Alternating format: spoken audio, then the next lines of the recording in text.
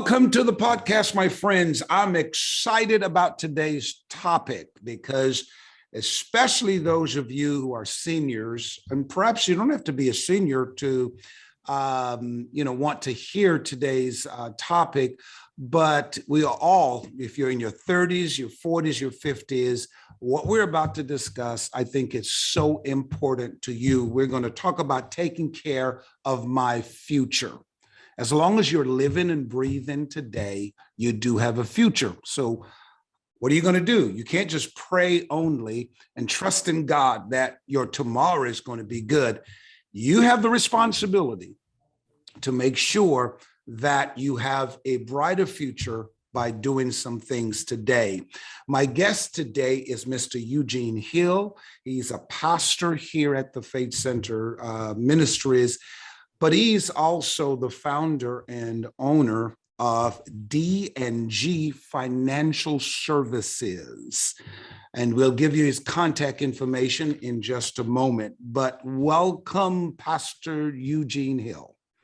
Thank you, Bishop. And I just want to champion what you're doing, especially for this topic, because what we're finding out in our practice that so many seniors, especially in this area, are overwhelmed because this is the time now for what we call annual enrollment for Medicare.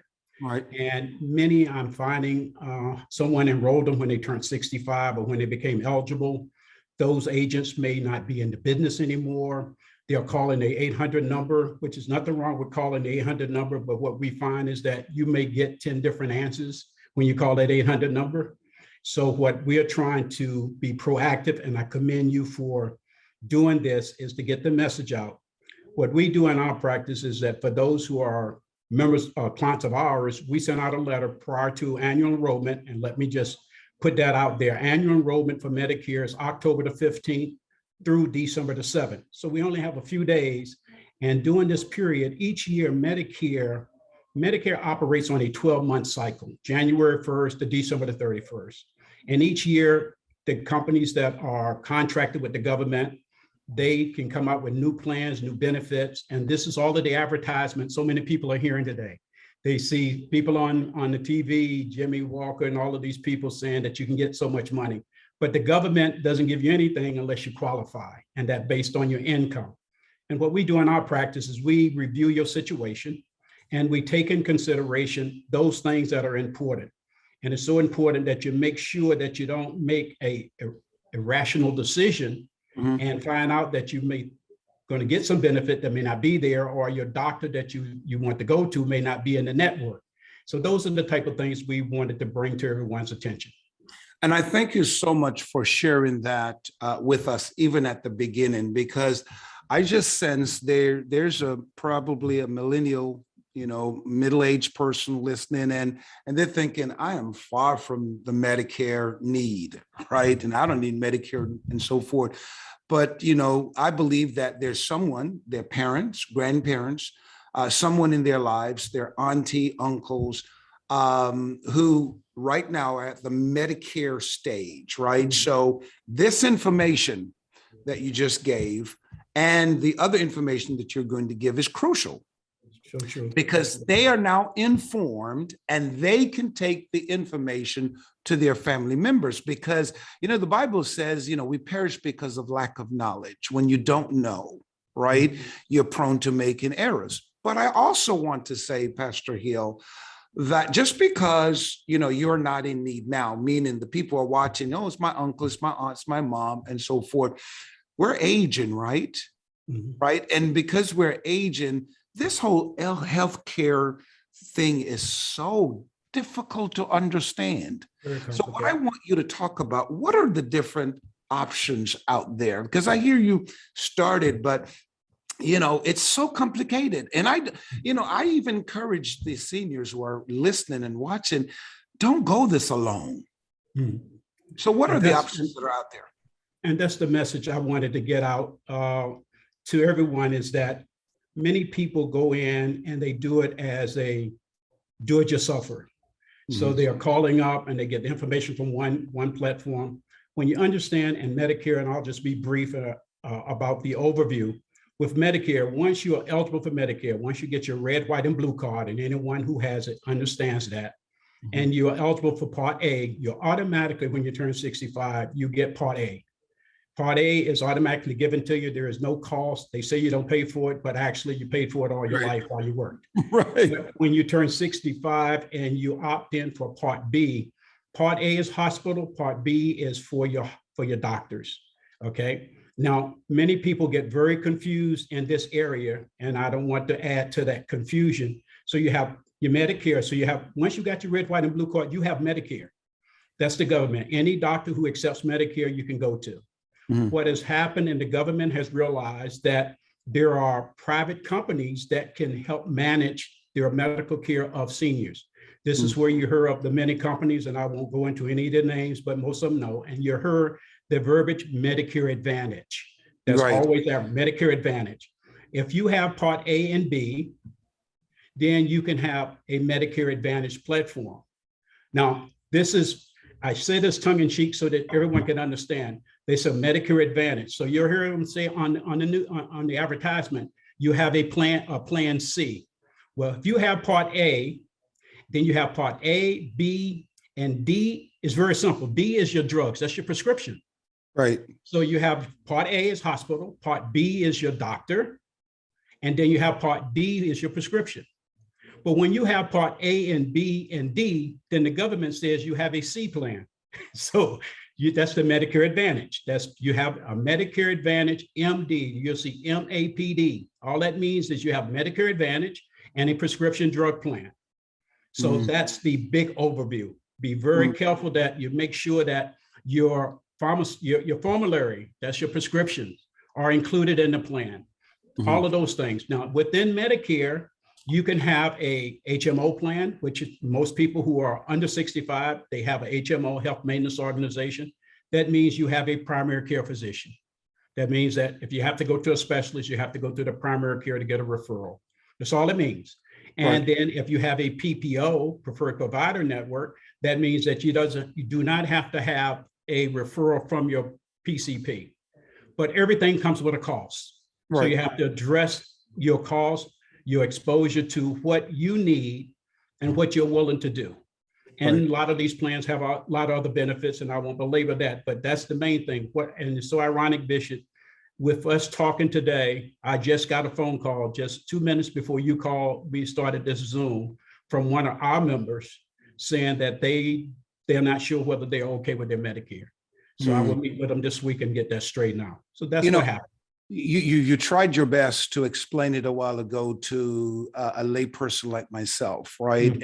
And obviously you're well knowledgeable about, what you do, but I'm quite sure others are struggling like me, like, Part A, B, No. and D. What's all that about, and so forth. How can they get in contact with you? Let's go there before I go to the next question. Tell us your contact information, and I want the people to listen. We'll put it up on the screen so forth, so you can see it. Go ahead, sir. Well, anyone who wants to get in touch with me can call my office. My offices are located in the Sawgrass Corporate Parkway in the city of Sunrise. We've been there 15 years. My staff is there from 9 to 5. You can call 954-747-4850. or 954-315-4693. But if you are listening to Bishop's podcast and you're part of the Faith Center Bishop Tribe, you can call me direct, 954-257-4838. That's my cell phone. Only way I won't pick up the phone call if you call is if I'm in a meeting or I'm with another client. But if you leave a message, I will call you back. For those who have the computer skill set, they can always go to my website, dgfsinc.com. That's just the initials of my agency and my practice, D&G Financial Services Incorporated. So anyway, most people can call me either way, call the office. And if you leave a voice message, we'll get right back with you. Okay. Right. Well, thank you so much for sharing that information. And I would encourage those of you who are watching and listening to take advantage of this information, because it will help you, will save you time, mistakes, And of course, most importantly, it'll save you money. Now, Pastor Hill, being in the business of helping people with their financial planning for their future and so forth, what are some of the mistakes based on your experience you've seen people constantly make when it comes to their financial future? I mean, it's a cliche, but I tell people all the time, most people will spend more time planning for their vacation than they will for their financial future. Wow. And the idea is that it's never too late to start planning. Anything that you want to do, if you don't have it written down, it's not a plan, it's only a wish. Information, and we say this all the time, and I want to dispel the myth. We say information is powerful, but I tell people all the time, information is not powerful. Only application of information is powerful. That's true. You get the information. If you don't apply it, if you don't use it, write down your plan. One of the things I find is that many people don't have, because one, they are being told by so many people, they get the noise from so many different people on what to do for retirement. Their Social Security, their 401k, all of those platforms that they are talking about. And there's no cookie cutter approach to financial planning. Your financial plan is as unique as your DNA, your fingerprint. Okay, so you have to make sure your plan is in place.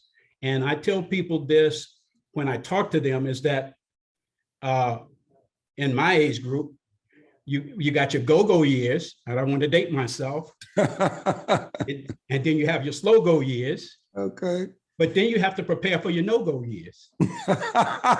Okay. So the time to do that is now. Now, right. So what would you say to people, because I'm quite sure somebody's thinking this right now. Okay, it's all good. I know I need to plan for my financial future, but I just can't afford it, man. I'm strapped in debt. I got the mortgage, I got the car note, I got this, I got my kids in college. That's the furthest thing away from my mind. Well, what I share with people all the time, and most people tend to put money in depreciated assets. They get all of the things, but the key is that, and then they do what we call just-in-time retirement, or I hope to retire, because they want to put money away. I want to leave money for my kids. But what I found is that many people will put money away to leave money for their children and deprive themselves of a quality retirement. And then they die and the children have a good time with the money. So I tell people, you got to make sure you strategize, you put plans in place now to make sure that you have a plan in the future.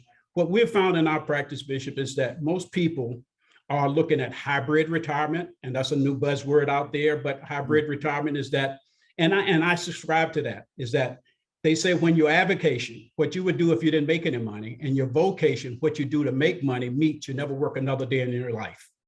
So I tell everybody, don't tell my wife I don't work, but I enjoy what I do, but you want a work-life balance.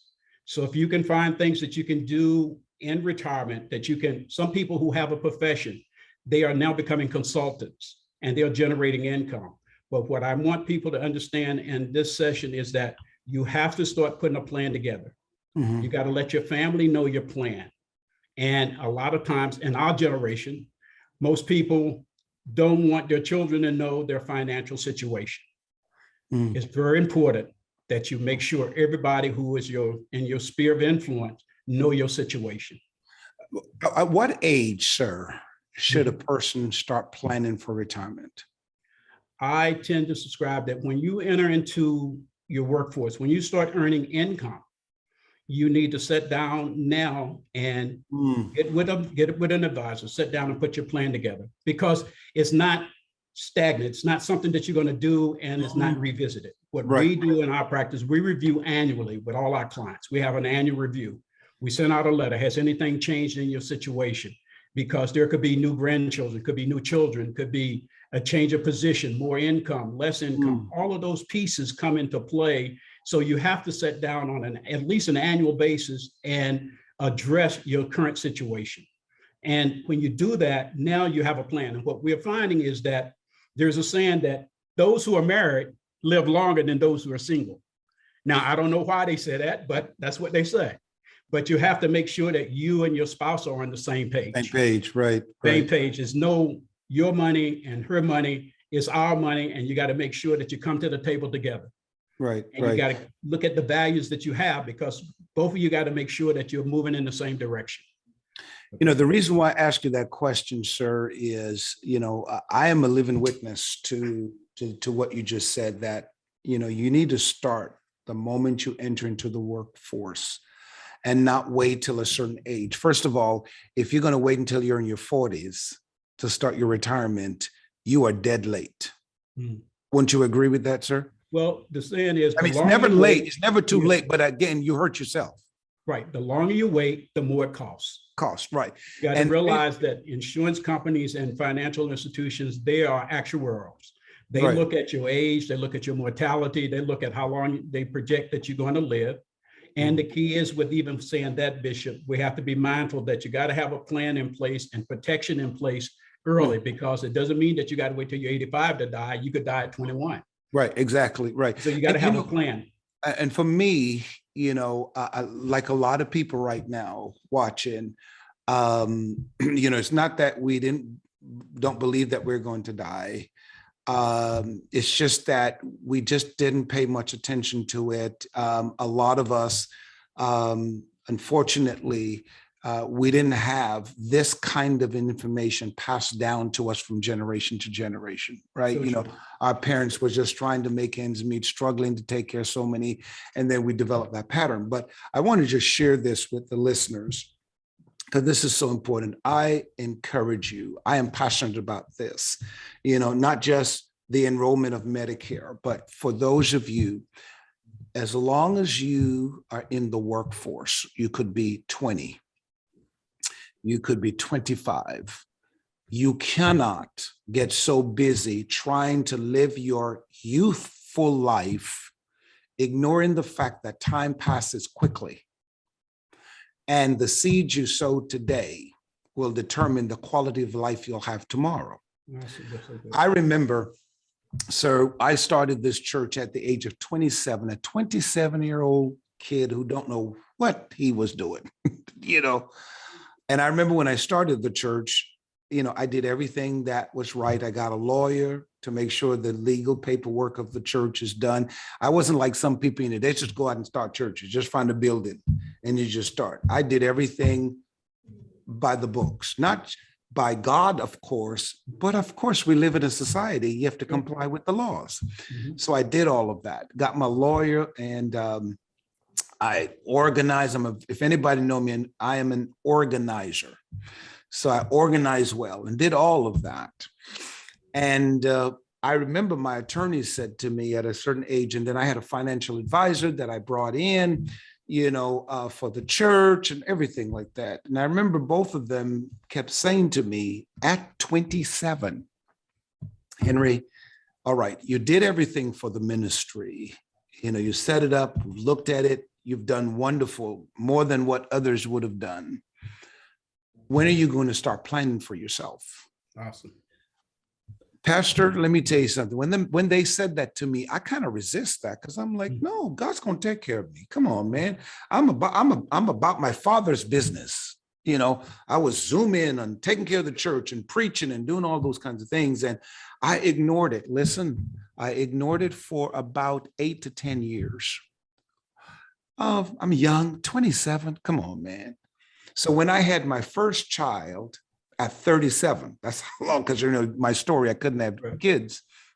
But at 37, when I had my first child, of course, it kicked in then that, wait a minute, now I'm getting older. Now I have my first child.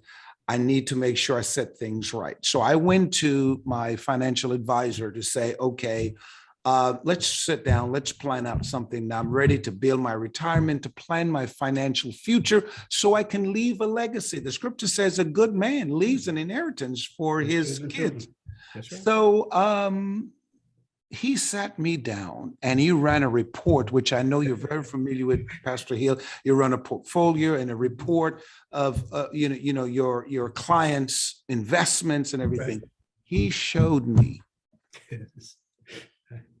I'm still depressed over it. I can appreciate it. I can appreciate it. 10 years he showed me how I listened to him.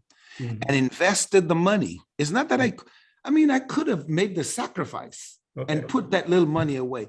He showed me, sir, what I could have gotten or could have been in my financial portfolio. I almost passed out. I know, I see it every day. It shocked me. And I tell you what, I can't fix the past. That's right. I regretted it to this day. People think I'm kidding. I'm telling you, I'm in mourning right now. Seriously, over a huge mistake I made. But from that day forward, sir, I made that decision. I said, okay, I'm going to listen now. Tell me what I need to do.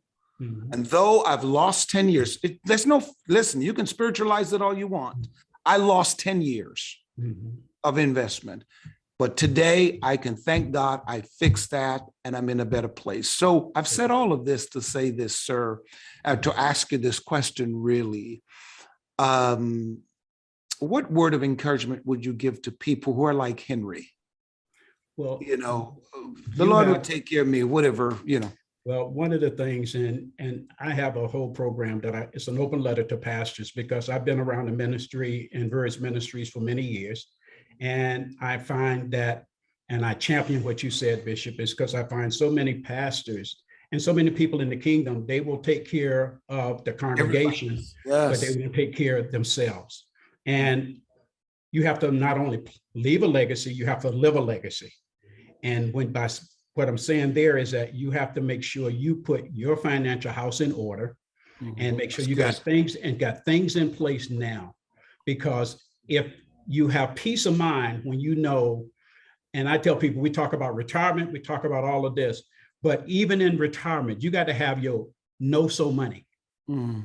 No-so money is money that you know that you got to have every month to pay the mortgage, to pay the bills, to take care of whatever you have to take care of. And then you have to ask yourself two questions. What do I want my money to do? Okay, I want it to do. And what do I need it to do? Two dynamics. Because many people say, when I retire or when I do this, I'm going to travel, I'm going to do all of these things. But they put money on the side in anticipation of an emergency. Right. They don't live their best life now. And then by the time they do have the time, they're in their no-go years and they can't go nowhere. And the idea is that you have to make sure you plan now, because you got to realize while you're working, whether you're running a ministry or a business or you have a job, you go to work Monday through Friday. And what day do you do most of your chores? What day? Because you're going to church on Sunday. So what day do you do most of your chores? And what day is that? We're going to go to the supermarket. We're going to go to the mall. We're going to do all of this stuff. It's always Saturday. Right. I tell people, when you retire, every day is Saturday. Wow. Okay. So you got to make sure you have the resources to do what you need as well as what you want. Wow. That's good. That's good. That's good. That's good. You know, I for those of you who are listening, man, don't be like Henry. You are warned. You are told. You don't have to make the same mistake I made. Maybe you're saying, I'm 20, I'm young, 25, 30, 40. I want you, if you so desire, even if you don't desire to reach out to Pastor Hill, for heaven's sake, go to a financial advisor and meet with them. But for Pastor Eugene Hill at D&G Financial Services, contact information 954-747-4850. The website is dgfsinc.com. It's right there on the screen. Also, the other phone number again, Pastor, what's the other phone number you gave? My cell number, my office number is 954-315-4693. And my mobile number is 954-257-4838. Okay. Well, you've got all the information. All of you've got all the information to transform your life, but especially the seniors. This is the enrollment period. You have a window here and you need to take advantage of that. Sometimes, you know what the Lord does? he sends blessings your way outside of the preacher.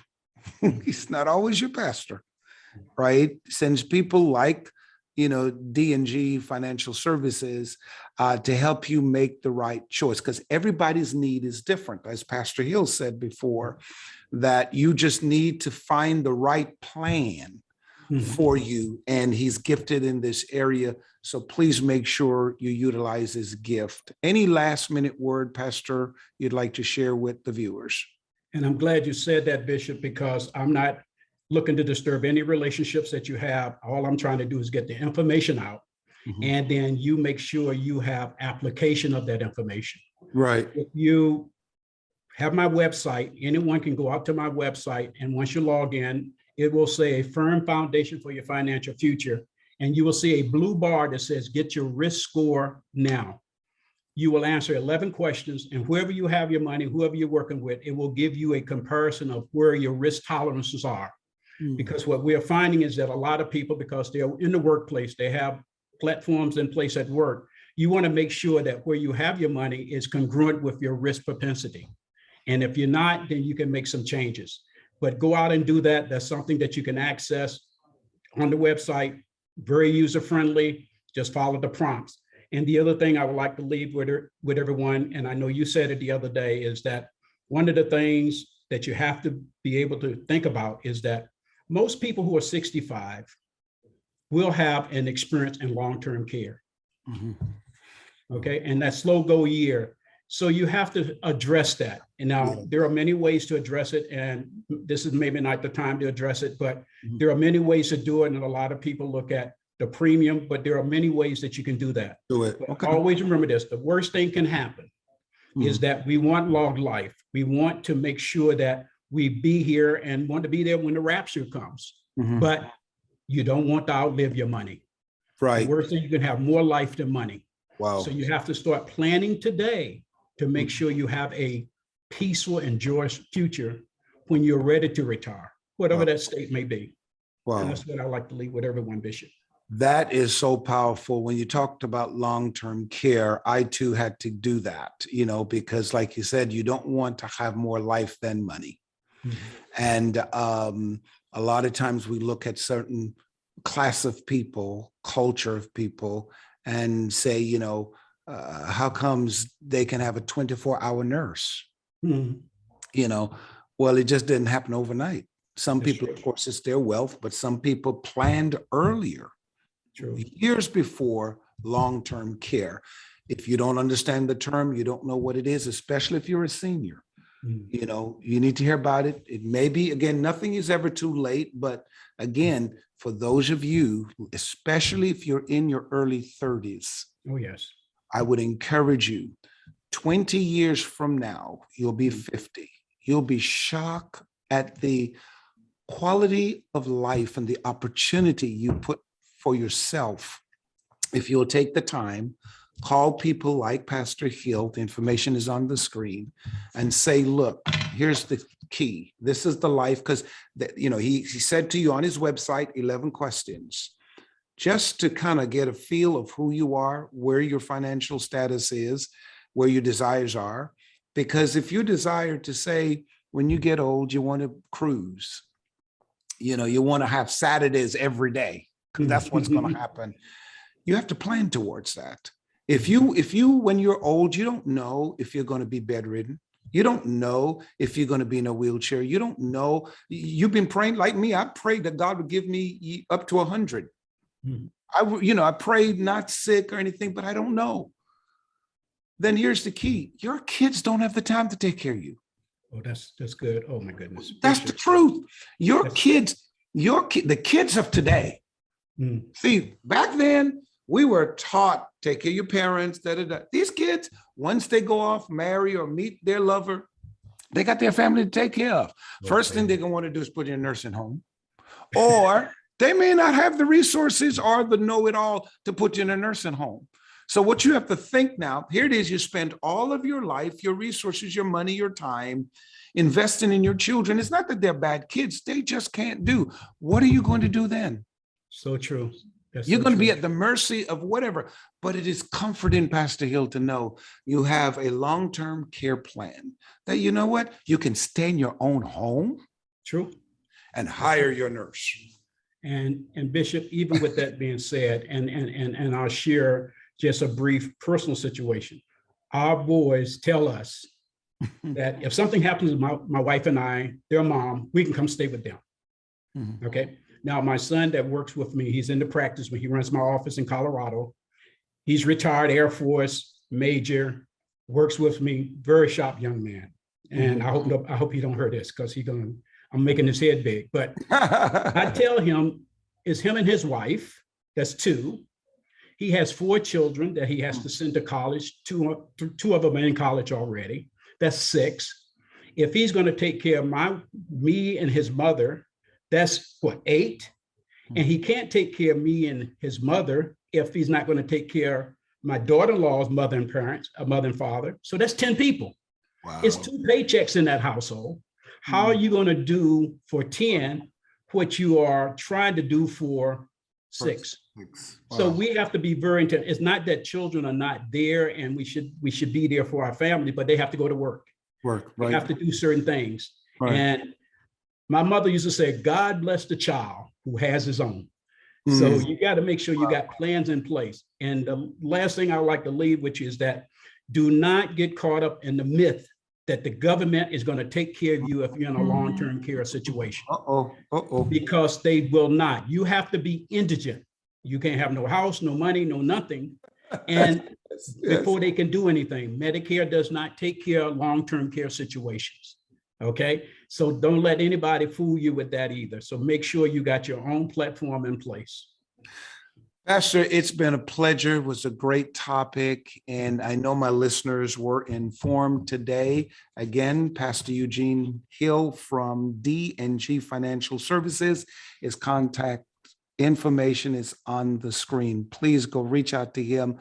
Change your life. It's never too late. Do it today. It's been a pleasure sharing with you this vital information. And again, Pastor Hill, thank you so much. Thank I really you for the appreciate it. opportunity. All right. Thank you. And I'll see you next time on another podcast.